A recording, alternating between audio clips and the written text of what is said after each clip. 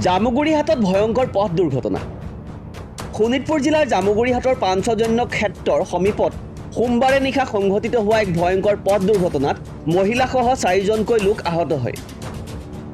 AS01BP 4346 নম্বৰৰ মাৰুতি ৱেগনৰ আৰু AS12 AB5323 নম্বৰৰ মাৰুতি এক্সপ্ৰেছ গাড়ী দুখনৰ মাজত হোৱা সংঘৰ্ষৰ ফলত এই দুৰ্ঘটনা সংঘটিত হয়।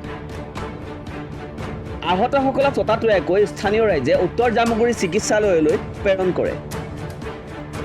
দুৰ্ঘটনাটোত এগৰাকী শিশু মহিলাসহ 4জনকৈ লোক আহত হয়।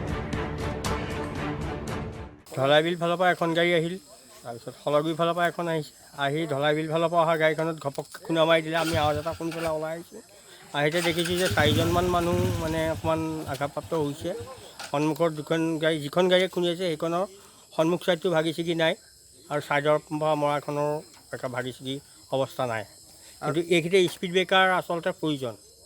মানুহখিনি ক'লে নিলে এতিয়া? মানুহখিনি ঢলাইবিললৈ নিছে। আৰক্ষী আহিছে, আৰক্ষী পুলিচ আহিছে, আৰু আপোনাৰ লগতে VDB ছেক্ৰেটৰী আছে। জামুগুৰিহাটৰ পৰা আনোৱাৰ আহমেদৰ ৰিপৰ্ট, ডেইলি টাইম অসম।